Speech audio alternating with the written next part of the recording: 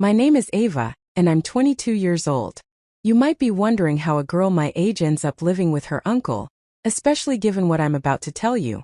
Honestly, I never imagined this would happen either. I'm studying graphic design, and most of my time is spent drawing, designing, and doing freelance work. Life has been a challenge ever since my parents divorced when I was younger. I moved around a lot trying to find stability. Eventually, I ended up staying with my Uncle Nathan. It wasn't part of the plan. Make sure to subscribe to my channel, so I can continue bringing you more fascinating true stories like this one. And don't forget to watch this video till the end and like the video because this story is going to be incredibly interesting. Please hit the like button to show your support. It all started when my mom had to go away for work, and I needed somewhere to stay while finishing college. Nathan, my uncle, was the only family member who could help. He's been married to his wife Victoria for a few years now. They live in a beautiful house in the countryside, far from the city. I thought it would just be another temporary move to a quiet place. But things didn't turn out how I expected. A few months later I had adjusted to the house, the routine, and the peacefulness, or so I thought. But today something happened, something I need to share. It started when I walked into Nathan's room while he was asleep. But before I explain, don't forget to subscribe to the channel so you can stay updated with the rest of this story. Let me tell you a little about Nathan. He's not like most uncles. To me, he's always been more of a mentor than a family member. Growing up, he taught me how to ride a bike, fix things around the house, and even bought me my first car when I turned 18. So when my mom needed someone to take me in, Nathan was the obvious choice. He's thoughtful, patient, and very kind. But it wasn't just him I was moving in with. His wife, Victoria, had been in the picture for a while. They married 2 years ago, and at first I wasn't too sure about her. She's older than Nathan, and something about her made me feel like an outsider in their home. Initially, I stayed in the guest room at the far end of the house, trying not to intrude. Over time, things became less awkward, and Victoria started giving me advice on cooking, cleaning, and household matters. We weren't best friends, but it wasn't as tense as it was before. I thought things were getting better. But recently, I've noticed something I can't explain. The more time I spent with Nathan, the more I felt drawn to him. His smiles, the occasional touch of his hand, and the way he would look at me when he thought I wasn't paying attention. It felt different. I couldn't ignore it. A tension between us began to build, an energy that was impossible to escape. I know what you're thinking. Ava, what are you talking about? He's your uncle. Sounds crazy, I know, but this connection is undeniable. I tried to brush it off, telling myself it was in my head. But every time we were alone, the atmosphere felt charged, as if something was pulling us together. Here's where things get interesting. One evening after dinner, I was working on a project in my room when I heard footsteps in the hallway. Nathan had been napping for hours, and Victoria was out with friends. We were alone. I didn't think much of it at first, but then I heard the door to his bedroom creak open. I froze for a second, unsure whether to leave him to rest or go inside. But something pulled me toward him. Quietly, I opened the door, trying not to disturb him. He was lying on his back, one arm behind his head, looking peaceful as he slept. The light from the window cast soft shadows over his face, making him look almost untouchable. I stood there for a moment, my heart racing. I could feel my face flush, my pulse quicken. I'd never felt this way before. Maybe I just wanted to look at him, or maybe it was something more. I didn't know. My thoughts were interrupted when I accidentally knocked over a vase near his bed. The sound made Nathan stir. His eyes opened, and for a brief moment we locked gazes. There was confusion in his eyes, but something else too. Something I couldn't quite name. He blinked a few times, trying to focus on me, then let out a groggy laugh. "Ava, what are you doing here?" he asked, his voice thick with sleep. My heart was racing as I struggled to find the right words. I didn't want to look like I was snooping, but I didn't know how to explain myself. My mouth went dry. I didn't mean to wake you," I stammered, feeling embarrassed. Nathan sat up slowly, rubbing his eyes. He smiled at me, the same kind, patient smile he always gave. But today there was something different in his eyes, something that made my heart race. He studied me for a moment before speaking again. "It's okay," he said gently. "You know you can always talk to me, Ava. I'm here for you." I nodded, but my mind was spinning. I didn't know how to deal with this strange feeling. The room felt heavy, and I could feel my breath coming faster.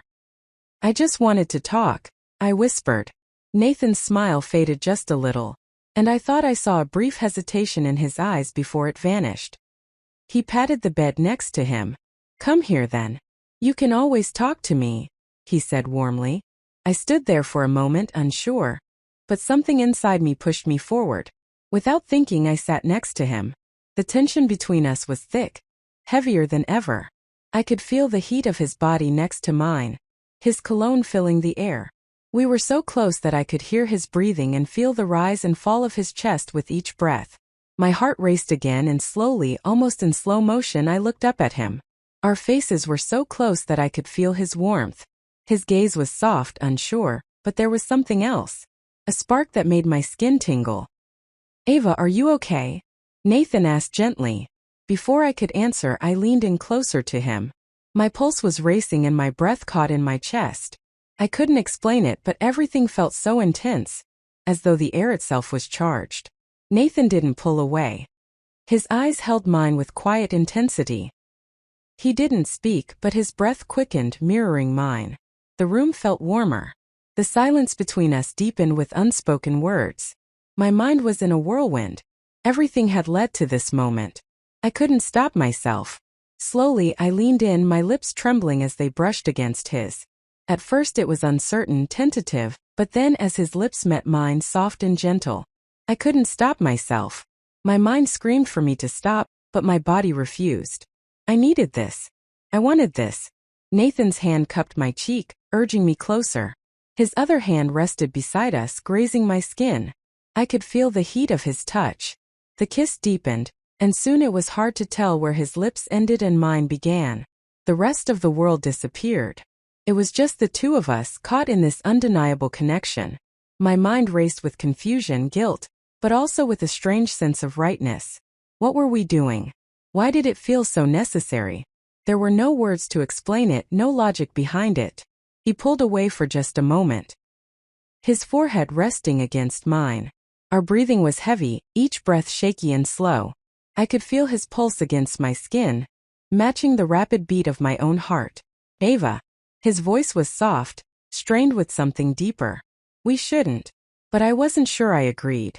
Something inside me refused to acknowledge any reason to stop. Slowly, I reached for his hand, intertwining my fingers with his. He didn't pull away. His fingers curled around mine, holding on to me just as tightly as I was holding on to him. Our eyes met, and for a long moment we didn't speak. The weight of everything hung between us. Should we? Could we? My hand instinctively moved to the back of his neck, pulling him closer. I kissed him again. This time there was no hesitation, no fear, just the overwhelming need to stay close to him, to feel his presence. Nathan's hand slid down my back, drawing me closer. The contact of our bodies made everything feel incredibly intense. I didn't know where this was heading, but I didn't care. I wanted to stay in this moment where only the two of us existed. My heart pounded in my chest as his lips moved to my neck, pressing soft kisses against my skin. I could feel his breath against my ear, sending a shiver down my spine. It was unlike anything I had ever felt before. Intimate, consuming, and deeply wrong, yet thrilling in a way I couldn't explain. "You're sure about this?" he murmured against my skin, his voice thick with desire. "I don't want to hurt you." I closed my eyes, trying to find my voice. Everything inside me screamed to stop, to pull away, but I couldn't. The longing was too strong, the need too powerful. I didn't want to think anymore, didn't want to question anything. I just wanted to be with him. "I'm sure," I whispered, my hands moving over his chest, feeling the warmth of his skin beneath my fingertips. "I want this, Nathan. I want you." His lips found mine again, and this time the kiss was deeper, more urgent. There was no turning back now. The world outside of this room didn't matter. There was only the way he made me feel, desired, needed, and alive in a way I had never experienced before. The room seemed to close in around us, the light dimming as the intensity of our connection grew. Every touch, every kiss felt like a promise of something more. Something neither of us fully understood, but were both ready to explore. I could feel his heartbeat steady against mine, syncing with the rhythm of my own. And even though part of me still fought against the reality of what was happening, a much larger part of me surrendered completely. It wasn't just kissing anymore, it was more than that. It was a connection I couldn't explain, a bond that went beyond words. "I've wanted this for so long," Nathan whispered, his breath warm against my lips. I could barely comprehend his words as my hands roamed over him, feeling the muscles beneath his skin, the heat of him, the way he responded to me. But there was no turning back now. There was only the pull between us drawing us closer, in a way neither of us had expected. Time seemed to stand still as we lost ourselves in each other, in the quiet rhythm of our kisses, the warmth of our touches. And for the first time everything felt right. In the stillness of the room we were no longer just uncle and niece. We were two people bound by something deeper, something more intense than anything I had ever known. The air between Nathan and me hung thick with tension, neither of us moving, neither of us speaking. The silence was suddenly shattered by the sound of the front door opening downstairs. We froze, my heart raced, and I quickly pulled away from Nathan, panic flooding my chest. What had we just done? What was happening between us? The guilt washed over me, but it was mingled with something else, desire I couldn't ignore.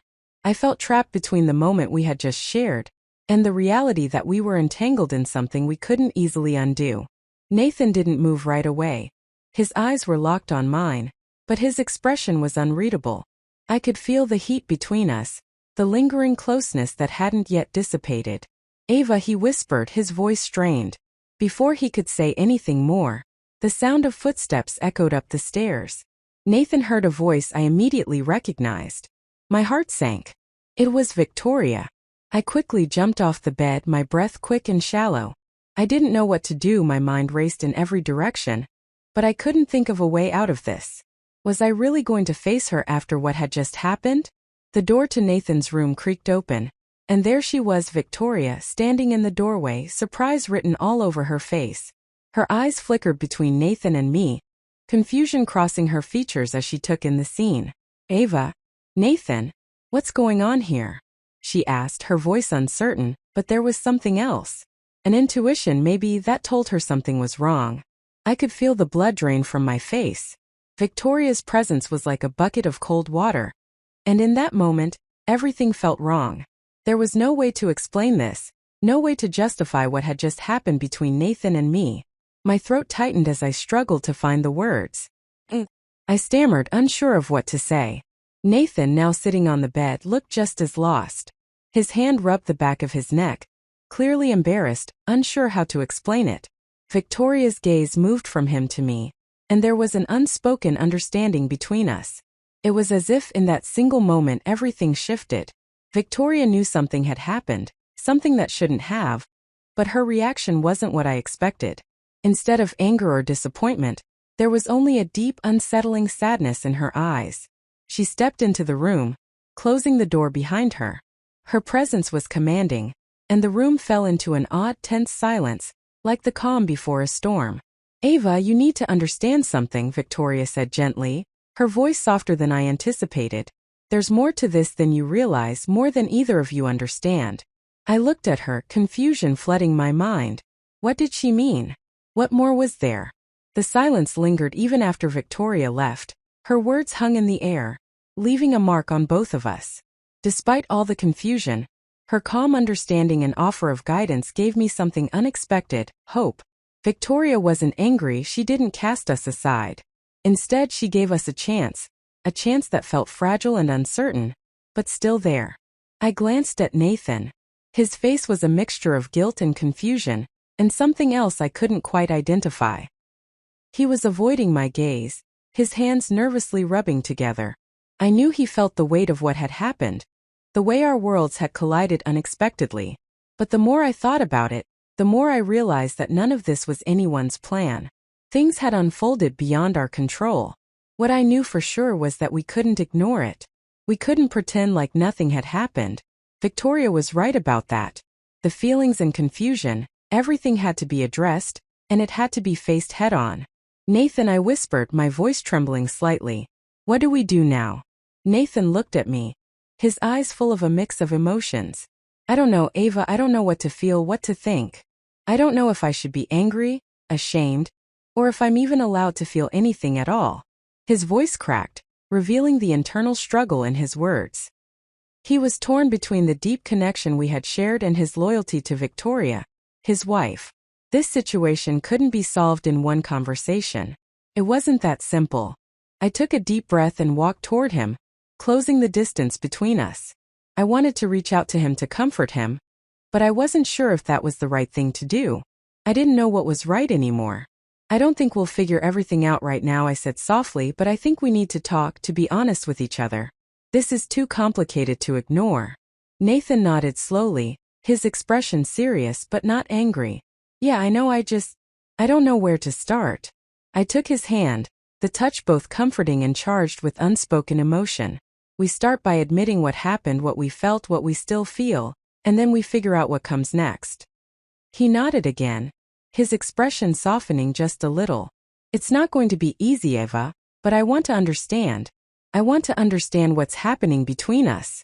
I squeezed his hand, the contact both comforting and filled with unspoken emotions. I don't have all the answers, Nathan. I don't know what happens next, but I'm not running from this, not anymore.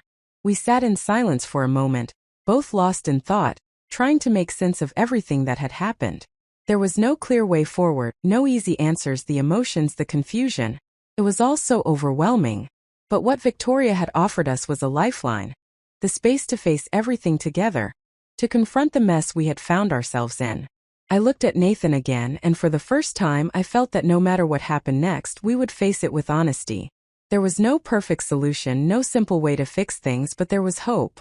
Hope for understanding and healing, and maybe even for something more. As I sat back, my thoughts racing with all the possibilities, I couldn't help but think of Victoria and what she had said. Her calmness and her offer of understanding had opened up a door I didn't even know existed. She hadn't rejected us. She hadn't condemned us. Instead, she had given us room to breathe, room to process what had happened. But what would happen next? How would things unfold if we admitted the depth of what we still felt? Could we move forward, or would the weight of it all be too much? But those were questions for another time. Right now it was just Nathan and me, sitting together in the silence of our shared uncertainty. We both knew nothing would ever be the same again.